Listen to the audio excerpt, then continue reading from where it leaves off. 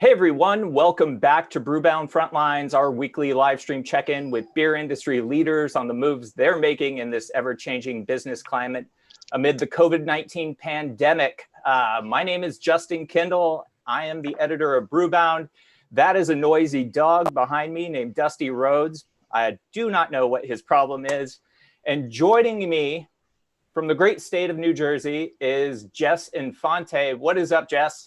Hey, Justin, how are you? I'm all right. I'm throwing all kinds of curveballs. That's doing these things live. So how's the pineapple wall this week? Pineapple wall is great this week. Not going to lie to you, I really miss Dusty. One of us does right now. This week, we are talking hard seltzers. Last year, hard seltzers were a $1.6 billion with a B dollar segment. Fast forward to this year, the segment continues to grow at triple-digit clips each week. I believe the July 4 holiday was the biggest ever hard seltzer week in off-premise retailers.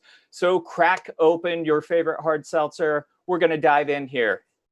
Here to discuss today are Danelle Kosmal, VP of Beverage Alcohol Practice at Nielsen. Thank you for being here, Danelle. Thanks, Justin. Hi, it's great to be here. Thanks for having me. It's great to see you.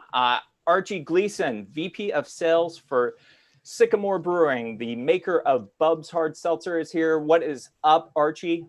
Justin, what's happening? Thanks for having me. Glad you're here. Amy Walberg, co-founder of Press Premium Alcohol Seltzer, and that's Press with all caps. What's up, Amy? Not much. Thanks for the invite, and glad to be here. And last but not least, joining us is Christian McMahan, the president of Wachusett Brewing Company, which makes the Nauti and Country Hard Seltzer lines. How you doing, Christian? Cheers. That's my Jim Cook impression. I do love a good product placement on here. To our viewers out there, if you have a question for our panelists, shoot us a text at 617-336-8560. That's 617-336-8560. We will get those answered for you. Jess, what's happening next week? So next week, really exciting, we are going to be joined by the leaders of Ballast Point Brewing Company. We will have CEO Brendan Waters and COO Chris Bradley. And we will talk all about how a little-known Chicago craft brewery, Kings and Convicts, bought the San Diego craft brewery from Constellation Brands, what it was like taking over that business just 2 days before the COVID-19 pandemic shut down the entire on-premise. It was a huge story last year, so we will talk all about it next week. Awesome. All right, let's get going here. Danelle, you're closer to the numbers than anyone I know. Last week, the hard seltzer segment accounted for 11% of beer category dollar sales in off-premise retailers. As I mentioned before, during the July 4 holiday week, hard seltzer sales reached their best week ever with $138 million in dollar sales and claimed nearly 12% of category dollars that week. So I'd like you to give us a bit of a top-level view of what you're seeing nearly 7 full months into 2020, and tell us how many billions of dollars this segment could be by the end of 2020. Hey, Justin. When I was prepping and thinking about this, I was thinking it's been about 7-8 months, almost 8 months since Nielsen was on stage at Brewbound. And at the time, I mean, you mentioned the numbers already. At the time, we were making a huge deal about how seltzers were closing out the year at 1.6 billion. At the time, it was 1.5 billion, but it closed out the year at 1.6 billion for 2019 in off-premise sales. And here we are, very different world and place for 2020. When we're talking about year-to-date sales for seltzers are now at $2 billion in off-premise sales for year-to-date, growing still really strong triple-digit growth rates at about 255% for year-to-date. And then we're talking about annually, like if we do some type of comparison, 2019 seltzers had annual sales of $1.6 billion in off-premise. Annually right now for the latest 52 weeks, they're close, really, really close. It's over $2.9 billion, so really close to $3 billion. So crazy. And you mentioned the total size that they represent in terms of the category. So July 4th, there was a huge bump and really close to 12% of total category dollars, dropped back down last week to about 11%. But we really think that, for the most part, especially during the beginning weeks of COVID, we started to see jumps in share of about like 0.2 to 0.3, share points each week. And that slowed a little bit. And then I think we saw a bit of a bump around July 4th. And because we're in the midst of, the core summer weeks, I think we're going to see that pick up again. Do you anticipate that the share is going to stay in that 11 to 12% range, or how high could we potentially see that go this year? I mean, by the end of the summer, I think there could be points that we see it, reach 13%, maybe a little bit higher as we go into the winter months as well. I think what's interesting is if we take last year as an example, seltzers finished out the summer at about 5.5%, I think, and then kind of dipped down to 5%. So we've talked so much, especially in 2019, how seltzers, there's so much seasonality to it, and that, 2019 summer was the summer of seltzers. But from what we saw, especially during the first couple of weeks of COVID, seltzers can break past that seasonality. So it's, there's a lot in terms of what could come this fall too. Interesting. So Danelle, this is a segment that's really been a two-horse race, with White Claw and Truly remaining the dominant brands. Now, I don't want to crush the hopes and dreams of our panelists, but how much hope is there for regional or even national players to get a piece of the pie? If you look at, to your point, two brands are accounting for about 3/4 of hard seltzer dollars right now. I took a step back within just the past couple of weeks, and I started looking at if we were to start to define craft seltzers or regional seltzers in some way. And, similar to when we talk about craft beer, people often ask us how we define craft beer. And there isn't a specific Nielsen definition of craft beer. We can define it in any way, especially in ways that our clients want or what might be relevant for that situation. And I think we'll probably end up doing the same thing with seltzers.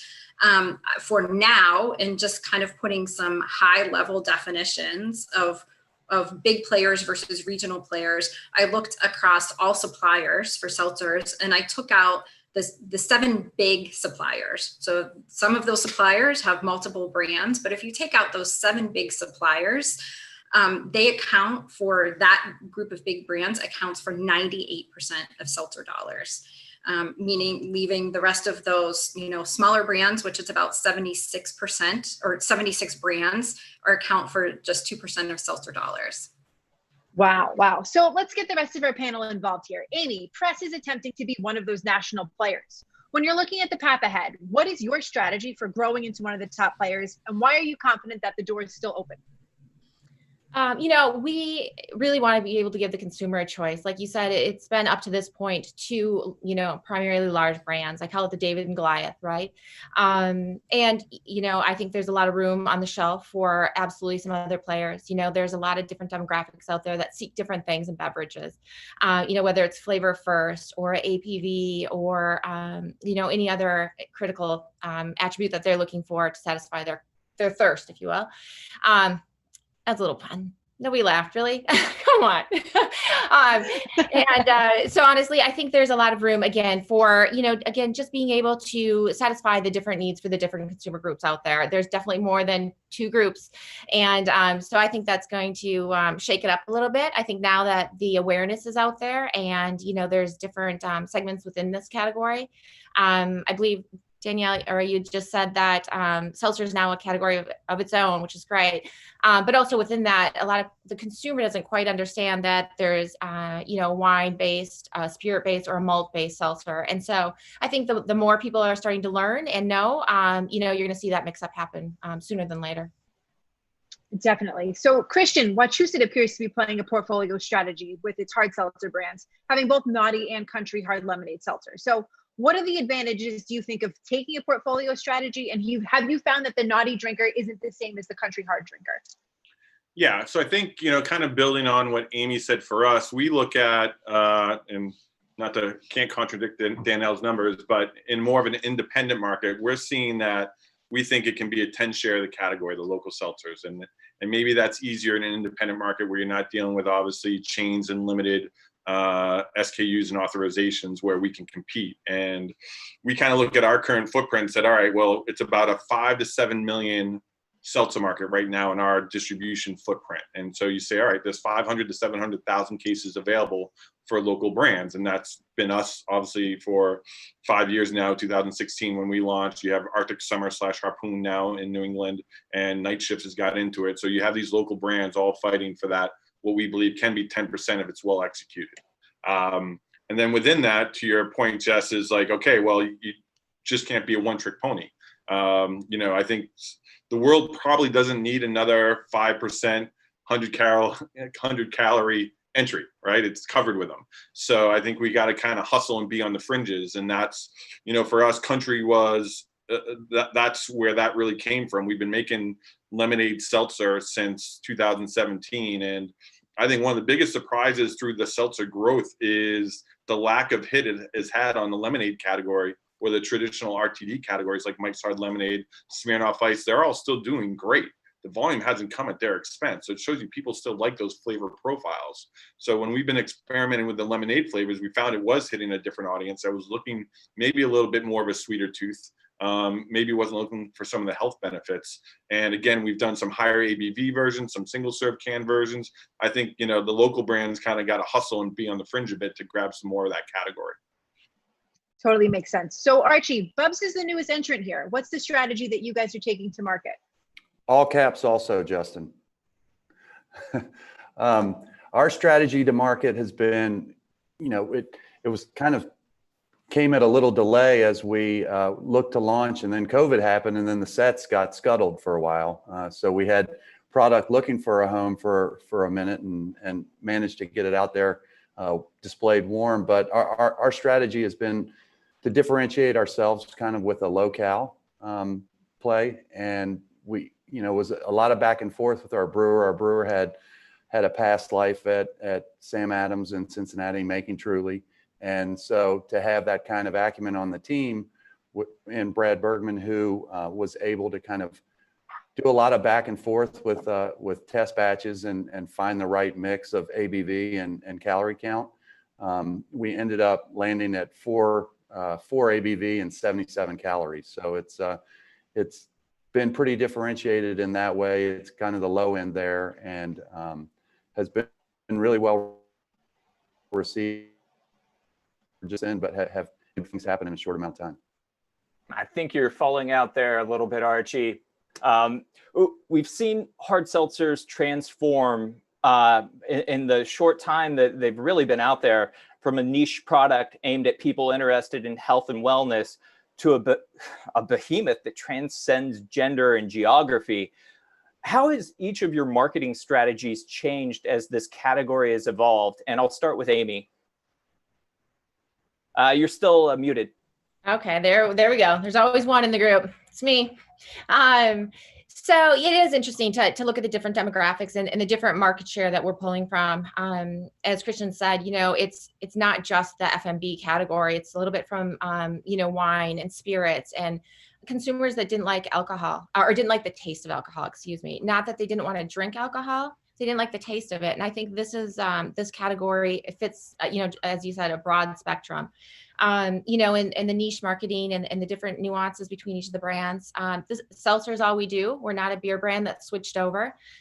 We were derived out of my passion for seltzer and for a premium product that didn't exist in this category at that time. And so I think, it's about, again, just honing in on what you started with and continuing to do that the best you can. And that's what, we're doing with our market. And again, just being able to deliver that premium product that, wasn't earlier available. A reminder, we've got a lot of questions coming in from the audience out there. We apparently have struck a nerve here that we haven't in recent weeks. So if you want to text us a question, shoot us one at 617-336-8560. That's 617-336-8560. We'll get them answered. Christian, on the strategy, you guys have been doing Nauti, you're doing Country Hard Seltzer now. How has your strategy evolved in this short amount of time? Yeah, it's an interesting thing because I think in the first couple of years, it was about education. What is this? And, there was only, Spiked Seltzer had laid the path a bit for a few years before us. But after, until that time, there was no one really trying to explain what this was. And I think, now, at least in the Northeast, we don't have to do that as much.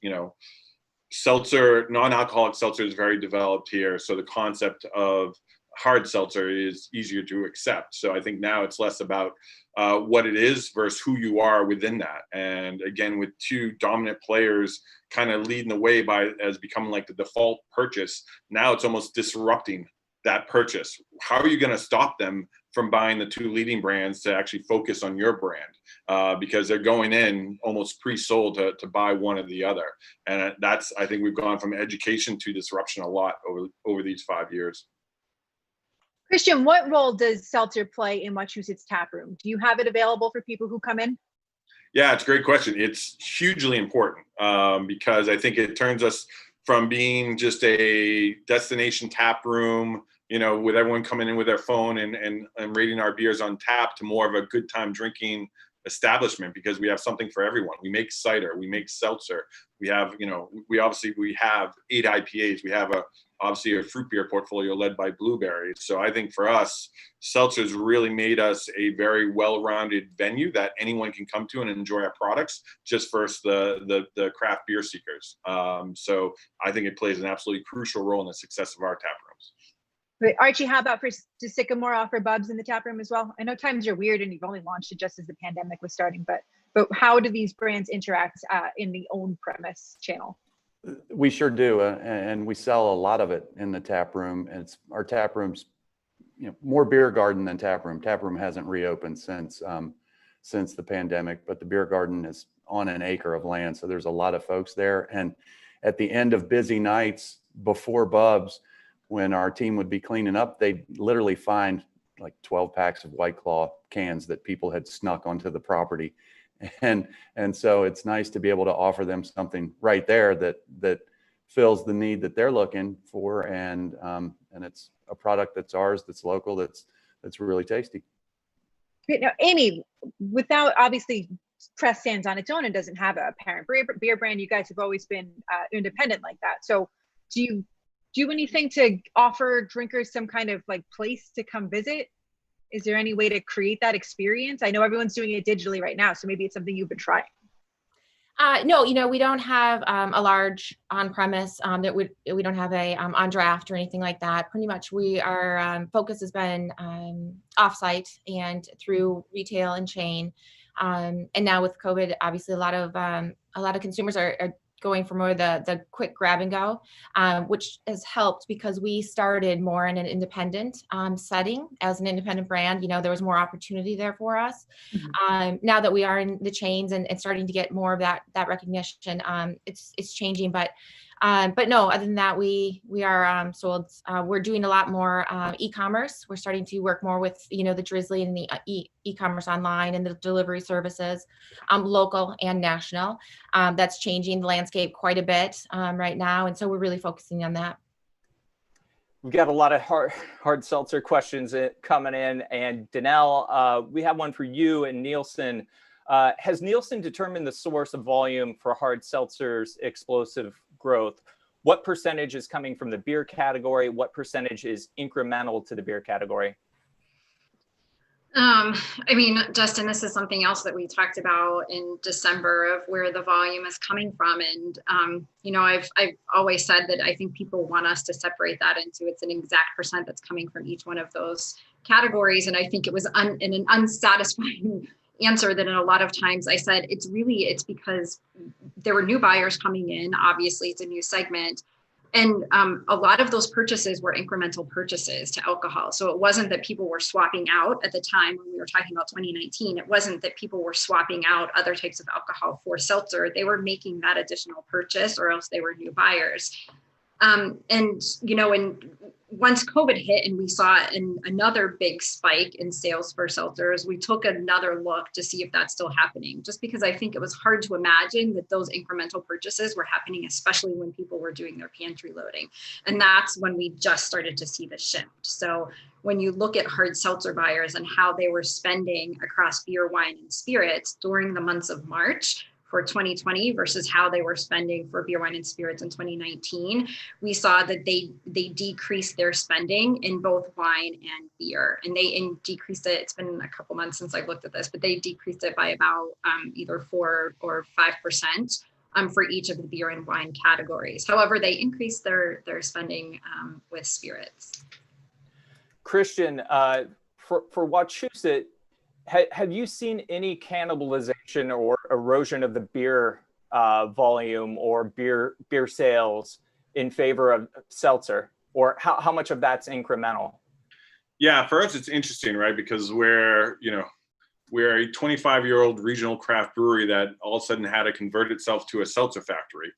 And it's like, how do we do that without damaging our core beer equity? And especially when our highest volume brand is a fruit beer, Blueberry, which if you're saying if there's going to be any impact, it'd probably be into that line. There's actually been zero, which is, for us, we're pretty happy about.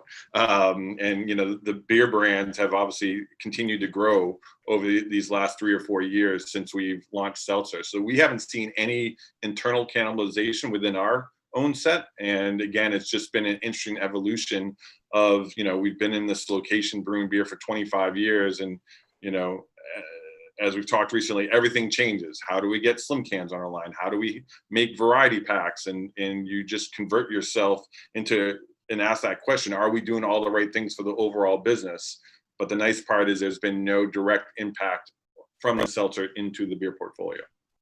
Archie, in the short time that Bubs has been out, have you seen an impact on Sycamore's beer sales? No, in fact, we haven't. And it's funny, I rewatched Danelle and you speaking a few months ago, kind of right at the beginning of COVID and the lockdown and everything. And Danelle was talking about how she shopped and where she shopped and so on. And one of the points of that interview, she hit on how there are brands that people have come to trust and rely on and kind of lean on in a bigger way during this. And one of the things that we were really excited as COVID started, we found ourselves as one of those brands that had, a more accelerated growth rate than some other brands. As things started to happen for us at retail and we were able to get Bubs out there, I think that trust we were able to borrow some trust from the Sycamore line onto the Bubs line as they got kind of displayed side by side and so on. So I haven't seen any loss from the beer line. I think the consumers are viewing it as just a different segment altogether for us too. Interesting. I mean, that kind of dovetails a little bit with a question both that Justin and I had on our list and one that we've gotten from the audience. So audience panel portion of the question is, I'm wondering if any of the panelists see any regulatory or legal changes coming to make it easier to introduce lower ABV drinks using different alcohol bases. So as a High Noon, as an example, is treated the same way as a White Claw or a Press. So for everybody watching at home, if you're not familiar, High Noon is a vodka based, whereas other seltzers maybe aren't. So Danelle, I know we talked about this yesterday, but we do see entrants from spirits producers and wine producers. One, do you think consumers view those as any different than they do the seltzers that come from beer producers? And do you think that any of this kind of matters at retail? First, I think that, so without having done specific consumer research on this, my gut is to say no, consumers don't know the difference. It's shelved in a really similar place. It's a lot of times very similar drinking occasions. And so I think consumers aren't really differentiating. There is a difference in price. And so that's one of the biggest differentiators and ways that consumers would see the differences. When we're talking about those spirit-based seltzers and the wine-based seltzers, they are much smaller. It's less than $200 million annually right now. So when we compare that to what we have with kind of the traditional seltzers, it's of course a much smaller category, but I think there's huge potential for growth for them. And I think we're going to continue to see a lot of interaction here. It's actually something we're putting together a new seltzer study right now, and it's on our list to understand what that interaction is of kind of that core traditional seltzer drinker and how they're purchasing the wine and spirit seltzers along with ready to drink cocktails, because I think that falls within that space too. Fantastic. I'm really interested to read that when it's available. For everybody watching at home, if you have a question you want us to ask these guys, text it to 617-336-8560. Great audience question from the group. Do any of the panelists think they are growing by attracting new category users, or are you getting pulling drinkers from your competition, mostly Truly and White Claw? And if so, what are the keys to attracting those users? Amy, where do you think the typical press drinker is coming from? Are they new to the seltzer category? Are you pulling them off some of the larger brands? Both. Honestly, I think it's, I think there's a big discovery period right now. Again, I think that originally they were only given a couple of options, and now that consumers realize that there's a lot of other seltzers out there, they're exploring and they're looking to the left and the right now to see what might fit them better. So I believe there's some of that. Also with some of the out of stock issues that some of the others have had, I think that helps kind of funnel some of that over a little bit for some new trial experience.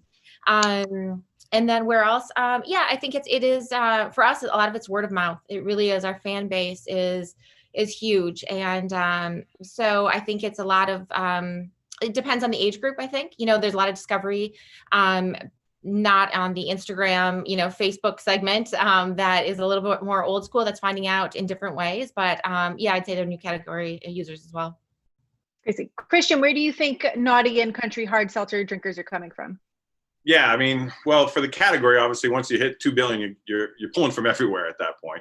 And I think early on, like we definitely started from hard soda, really seltzers really helped kind of accelerate the decline of that category. Ciders got hit early. Now you see domestic light beers being impacted by it. Even obviously some of the Mexican beer brands. I think for us, what is it? It's sessionable, it's flavorful, it's better for you. Whether that impacts rosé wine or Tito's and sodas, or, I mean, it's just hitting a lot of those different occasions now that were dominated by other brands in the past. And again, once you're at that scale, you're not just saying I'm taking it from one or the other, you're getting it from a lot of different places. And I think that's probably, again, in the last 5 years, we've seen that more and more. Great. Archie, do you guys have any early read on where Bubs' drinker base is coming from? Yeah, I tend to agree with both Amy and Christian that it's kind of pulling from a lot of different places all at once.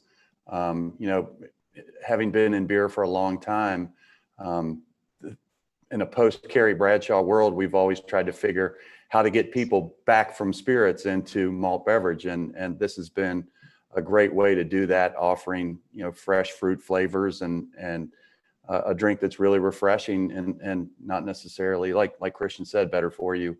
Not weighing people down as much as the IPAs that I like to drink.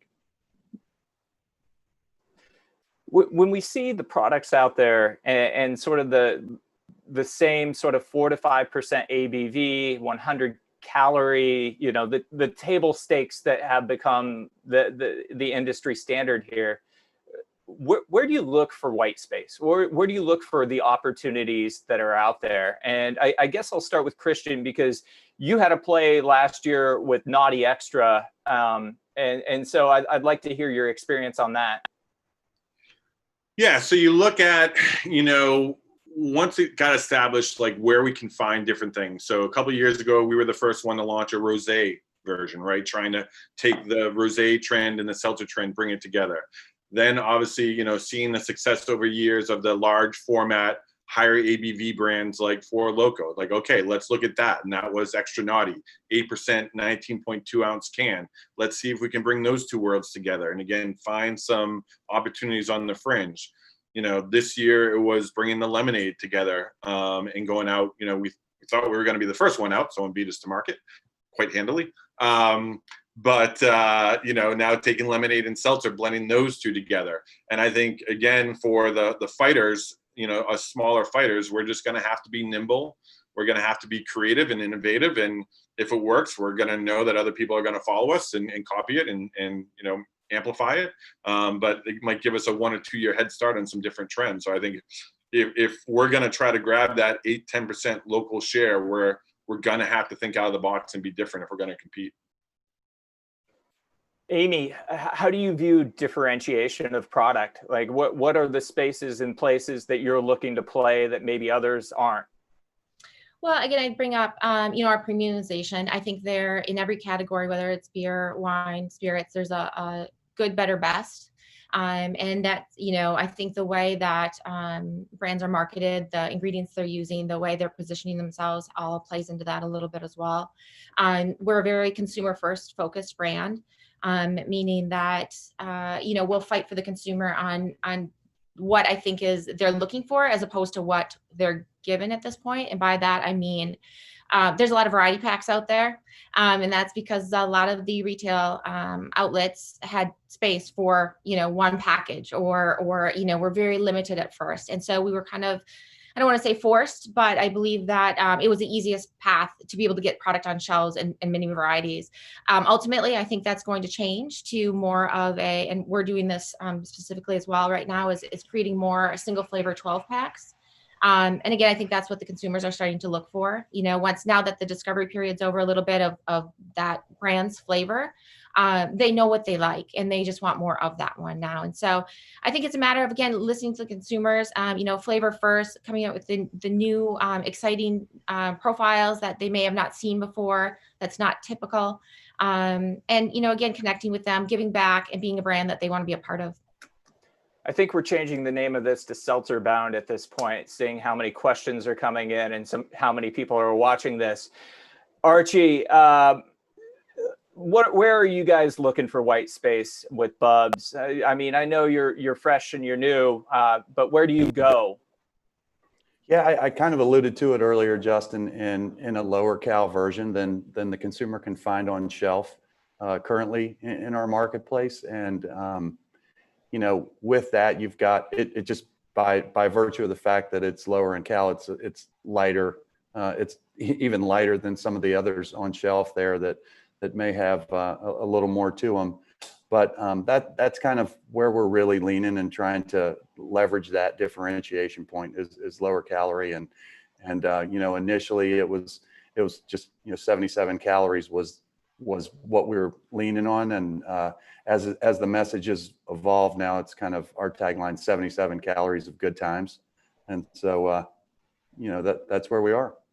One thing that's been kind of interesting and kind of going back to one of the last questions was during COVID, when we're still shut down at the tap room, we popped up a delivery mechanism where we repurposed all of our bartenders and had a delivery apparatus for about a month that did a lot of business. And as I said, we were trying to find space on shelf before the sets took place for Bubs. Out of nowhere, Bubs became kind of the second biggest seller behind our IPA on the delivery side of things. And that was really an eye opener for us of folks really wanting to kind of get into that and pretty happy that we had that opportunity to get it in front of people. There are plenty of eye openers in this space. Danelle, speaking of those, and I guess where the white space is and the opportunities, what have you guys seen as far as, breaking that norm? And I guess to that end, we talk a little bit about lemonade and the growth there. And you can see in the numbers that it's been an important part of the success of Boston Beer and Truly so far this year. So could you extrapolate a little more on the opportunity there? On the opportunity specifically with lemonade or just flavors? Absolutely. Lemonade and flavors. Yeah. I mean, Amy, I'll kind of first touch on the variety pack piece of it, because I think that's part of the story. And Amy spoke a little bit to variety packs. And last year throughout the entire year, I kept looking, and consistently variety packs accounted for 66% of seltzer dollars. I just looked this week, and seltzers account for 67% of seltzer, or variety packs account for 67% of seltzer dollars. So it just goes back to, it is something that's important to consumers. It's a way that they're entering. As part of that consumer study that we're doing that I mentioned, I had some like sneak peek looks this morning at some of it. And we looked brand by brand of like that role of variety pack versus the flavor pack.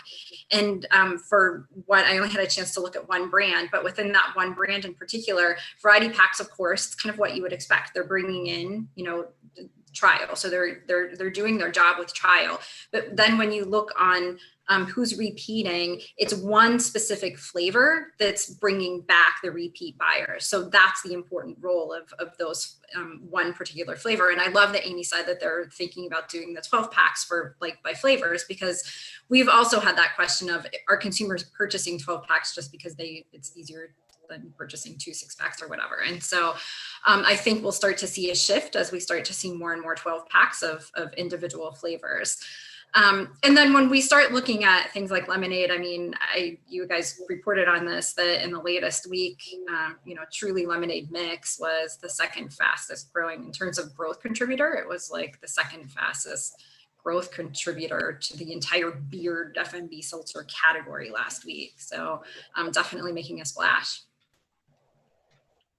Really interesting audience question that just came through. How critical is chain grocery in order to gain success for local and regional seltzer brands? And before I ask our panelists, friendly reminder, everybody at home, if you want to send in a question, you can text it to 617-336-8560. So Archie, how important has grocery chain been for you guys to get Bubs out to market?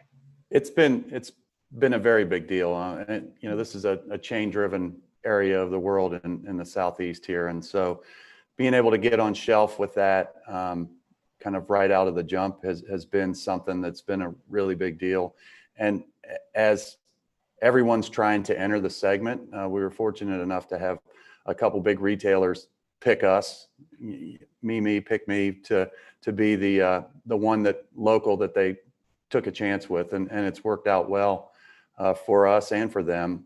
One thing, to add on Danelle and Amy's commentary as well, with variety pack, we, trying to forecast what you don't know yet, where we're going to end up. And we did one variety pack, and then we picked one of the 3 flavors to feature in a 12 pack as well. And going in, my assumption was that it would be probably 5-to-1 variety pack sales versus the single flavor, the pink lemonade. And it actually has only been 2-to-1. So, on one hand, maybe we guessed right with the flavor that we'd go with in the 12 pack, but to your point, it seems to be something that folks have got the variety pack for sampling and then come back for the flavor that they really liked. Really interesting. I mean, I know that's at least what I do personally, so it makes sense. Yep. Christian, I know New England states vary by whether or not they're a chain or not, but how important has chain placement been for you guys? Yeah, so less important for us. I mean, our 3 lead states are low indexing grocery and C-store. So it's hand-to-hand combat, which is for this category for a local brand is exactly what you want. So definitely, when Nauti launched in 2016, we probably had a footprint of, almost half the country, and we were the second player going in. So we were getting a lot of the grocery interest in chain. And obviously once the national brands came out, those opportunities were going away. So we've really retrenched to our core market and our core footprint, and that's fine. And also to build on that last question, interesting data from us is, we have 3 over the last few years, we've had 3 tap rooms, brew yards, and in the surrounding kind of 15-20 mile radius of those, we actually sell more individual flavor SKUs than the variety packs, because they go to our tap room, brew yard, they know what they like, they drink it, and that's all they want to buy. And every other market that's not surrounding goes to that 2/3, 1/3. So it just goes to show the power of sampling and, kind of intense sampling, we'll call it. But it really accelerates that kind of core flavor or core preference that they like much more than when you're just in the mix everywhere else. And the other piece, which, for Amy, Archie, and us, is shelf space. how many SKUs are you actually going to get on the shelf now? Especially with a lot of the majors, tying up, trying to grab as much of the space as possible. So sometimes we're just limited to the variety pack, unfortunately, as well, even though consumers are demanding that one or two flavors that they really like.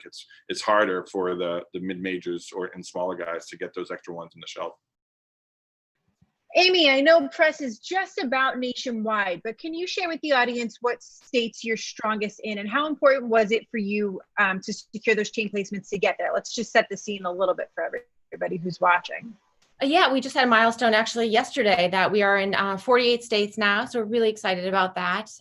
It's no small feat as an independent brand for sure. Retail chain placement is very critical. As the others have said, this is that space, right? It is definitely that consumer as well. But not only that, it's about exposure. When they're seeing palettes of some of the other brands, it's just about getting that word out there. We also do a lot of samplings in stores, or we did last year, which for us has been a great marketing tool for us. Again, being able to sample the liquid, educate them, and in a no cost way to be able to sample and try something different that they may not have before. So we're in 48 states, and some of them we just rolled out. But Midwest is doing really well for us. Minnesota, Wisconsin, and Illinois. But we started there, and we're also based there. I'm from Minnesota originally. I live in Wisconsin now. And so I don't know, it's either my friends drink a lot, possibly, or we've just spent a little more concentration there as well. And, again, it's a matter of survival a bit for independent brands, rolling out in a certain way. Midwest was easiest for us originally. Then we moved down south because of the weather and so forth. East Coast was easier because they were more open to seltzers. Non-alcoholic seltzers were big there first, hence the spiked and so forth on the East Coast. And so they were more adaptable. And then we just moved out west. We just got into California. Texas has been great for us. We've been there just a short amount of time, but really well received there. And so, it's a little of everywhere. And again, depends kind of on the, our distributors and the retailers and everything, all that plays a little bit of a factor into it. But we're excited to see what the next year is going to bring for us. Absolutely. Awesome. Danelle, I know it's hard for us to be able to say like how much shelf space seltzer gets relative to other things, but can you maybe explain for the audience dollar sales wise how seltzer stacks up against craft beer? Yeah, I mean, when we talked about when we talked about how seltzers are within that 11 to 12% of total category dollar range, that's exactly what Nielsen tracks for craft beer. And that's that broader definition of craft beer. So not just about, independent or the BA defined craft beer. It's that broader definition of craft beer. And within Nielsen measured channels, craft represents about 12% of the category. So seltzers is right within that range. Great. Another audience question. Has there been a breakdown in who buys seltzer? Is it men, women, or evenly split? Danelle, I know you guys have done a lot of data on this, and I think I know what the answer is, but why don't you tell the audience? It's pretty evenly split. That's what makes seltzer so incredibly unique to so many other different types of alcohol segments. We may have to broad appeal. We may have a myth bust here with one of these audience questions. Christian, for those out there who also make beer, what is your gross profit like on seltzer versus beer?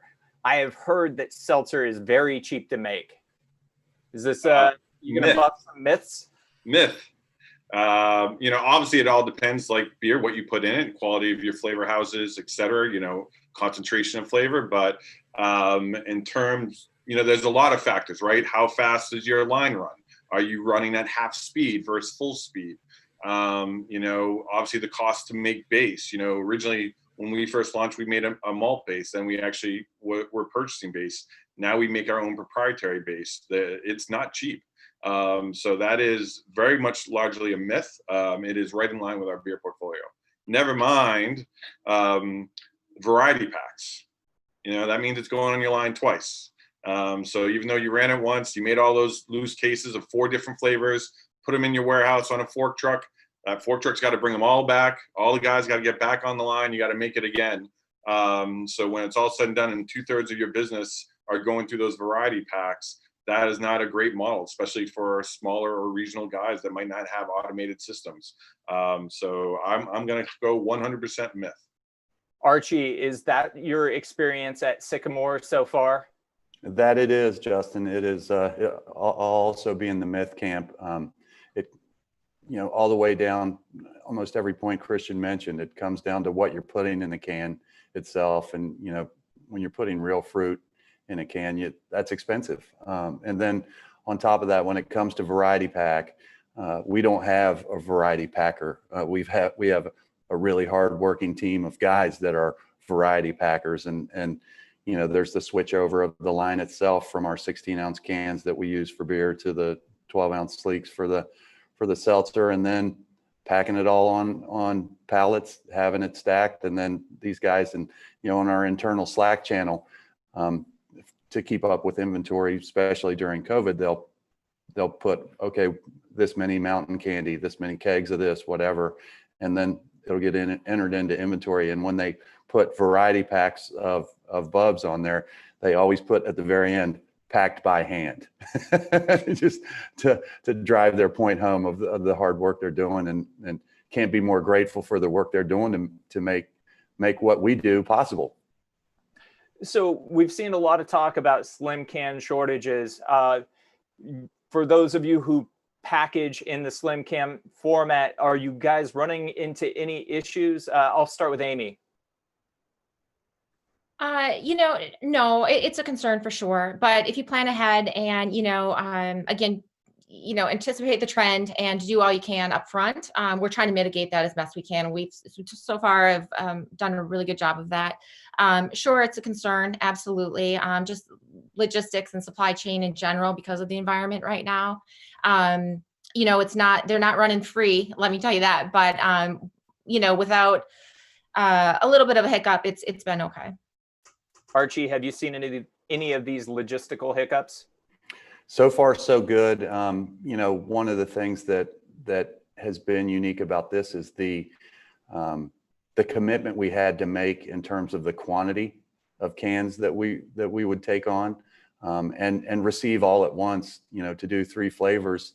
Our order right now that's in process is for 1 million cans. 330,000 of each one that we'll have stacked, waiting to be filled with some effervescent love. Well, if ever you have overage, we can help you out with that. So thanks. No worries. Christian, are you experiencing any issues there on the supply chain side?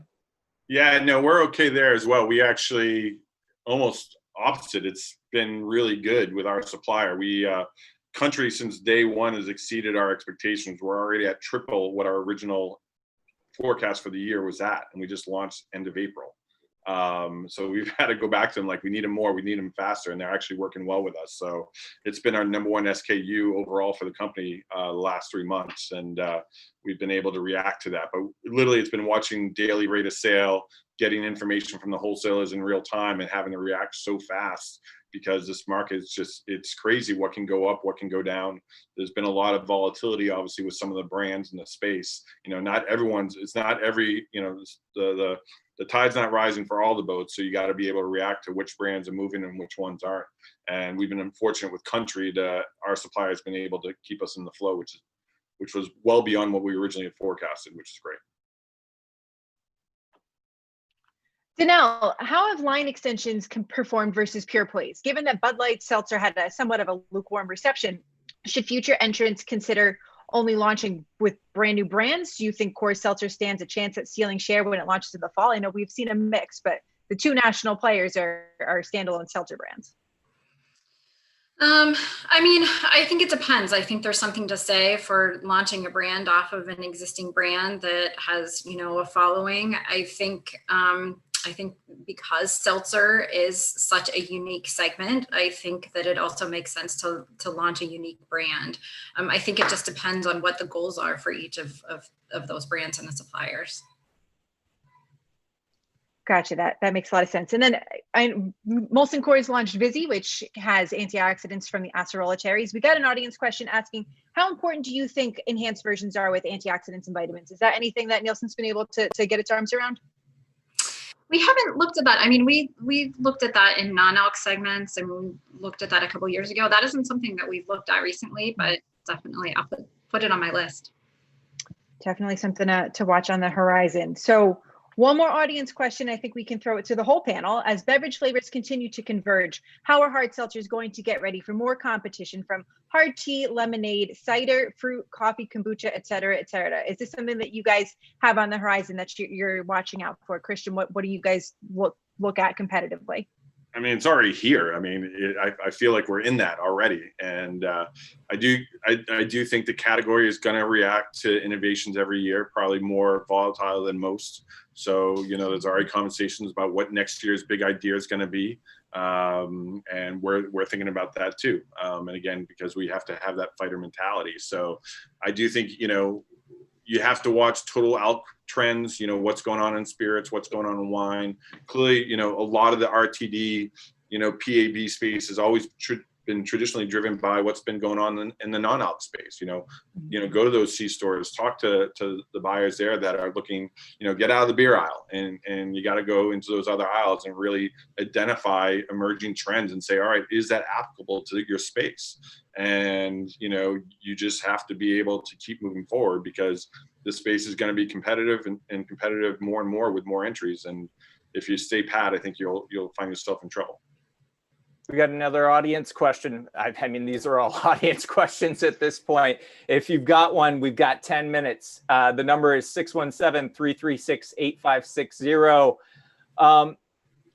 This might be a little bit of wishful thinking, but let's all hope that someday bars reopen in a meaningful way, maybe in 2021. So there are going to be far more seltzer drinkers out there than there were at the start of 2020. Will we see a draft seltzer become a thing? And to the craft brewery guests, that would be Christian and Archie, will you prioritize placement of your seltzer products at bars over your craft beer if your seltzer sales are still on fire come spring, summer 2021? And I start with Christian. Yeah, I'll start. So we've already done that. We've experimented with draft seltzer, both in our own tap room and in local bars and restaurants. It's amazing the equity in the sleek can, the slim can. They want to hold that, because you do all the profit picture and you're like, all right, 16-ounce glass, pour it on ice. The profitability picture for the retailer is amazing, and how much they can make per keg, because, you know, it's only using 9 or 10 ounces of liquid when you add the ice. And, you know, we've tried, others have tried, and they want that slim, sleek can in their hand.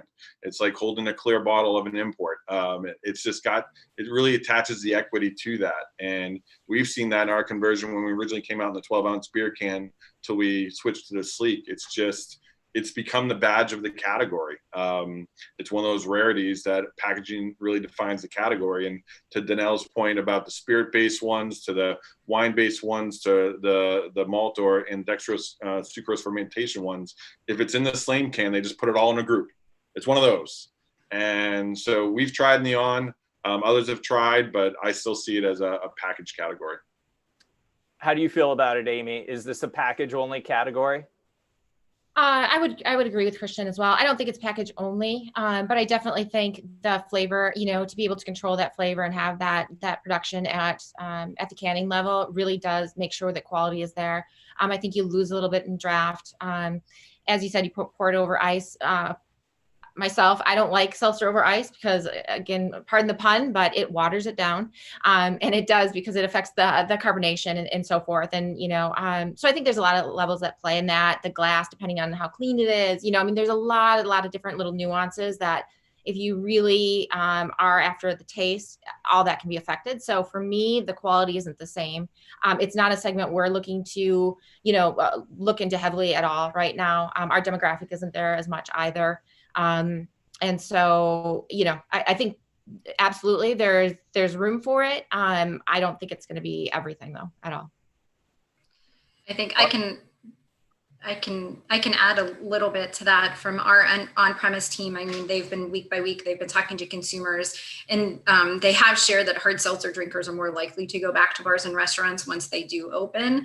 And one other thing is, you know, consistently drinkers have been telling them that primary concerns, of course, around health and safety when they do go back to bars and restaurants. And cans actually can play a role in that, because there can be this perception with draft and the glassware that it's not as there are more sanitation issues. And so cans, just in very simple ways in terms of safety, can play a bigger role, at least right now, until things really do get back to a new normal.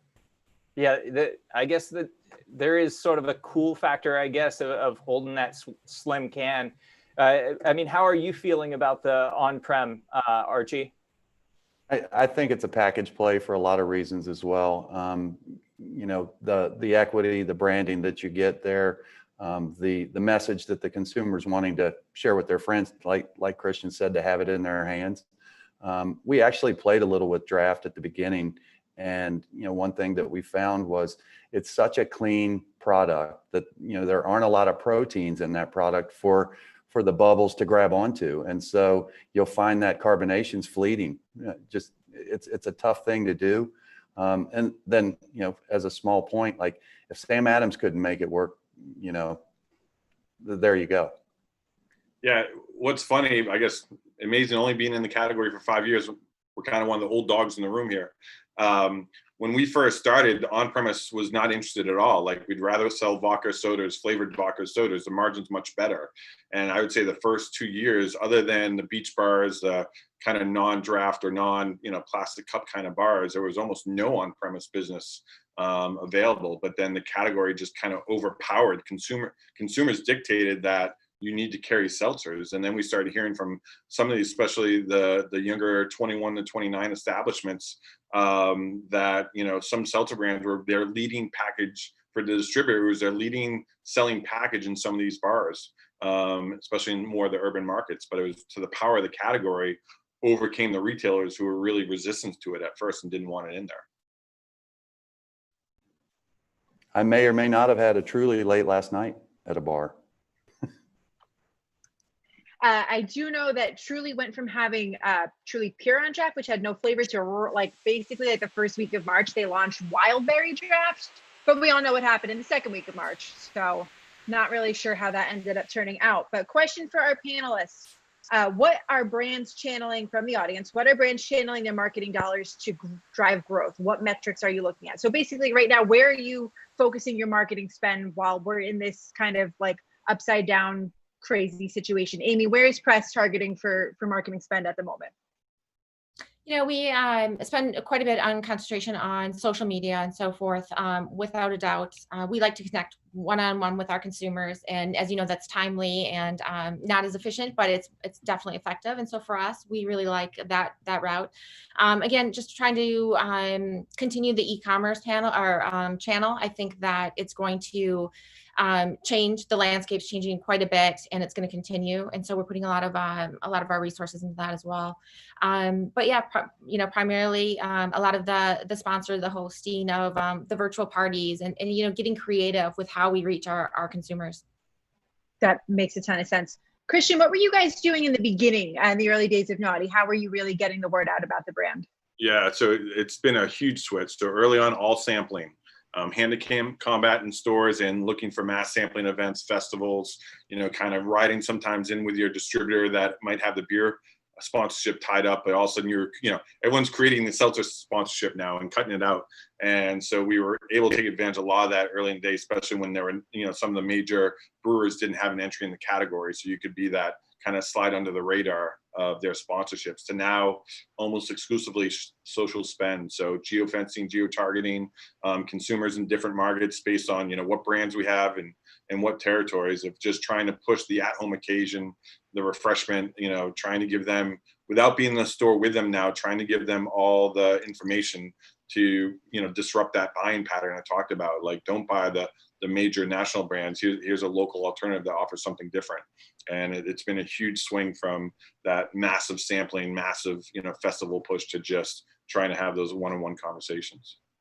We've got a 2-minute warning here, I guess. So we're going to go a little bit lightning round here if we can. Just very quickly, what are your best-selling audience question? What is your best-selling flavor? So I'll shoot that to Christian. variety pack. No, it's, you know, we always say when we sample people, it's like a boy band. Some people like Justin, some people like Joey. You know, you got to put them all out there and let them decide. And we see swings from week to week. What's the weather? When it's hotter, they like watermelon. When it's colder, they like some of the darker flavors. But it's a boy band. Someone likes all of them. Amy, can you top that answer?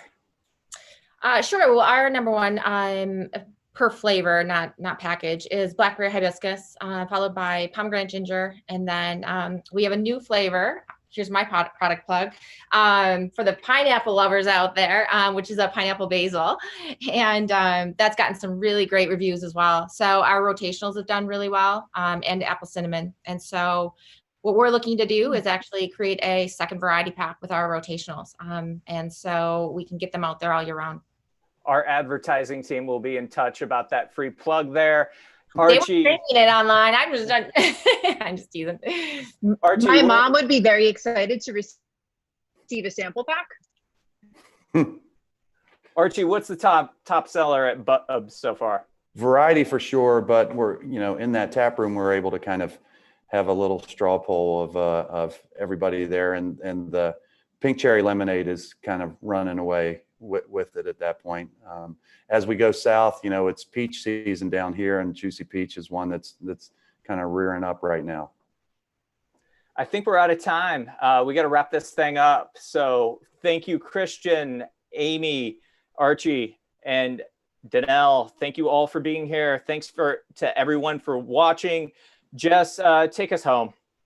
Yeah, so next week, Thursday at 3 p.m. Eastern, we are going to be chatting with the leaders of Ballast Point Brewing, CEO Brendan Waters and COO Chris Bradley. We're going to talk to them all about how a tiny little Chicago area brewery named Kings and Convicts kind of shocked the world last winter by purchasing Ballast Point from Constellation. So check it out right here at brewbound.com, Brewbound's Facebook page, Brewbound's YouTube channel, and on BevNet's LinkedIn page. And we will see you guys next week.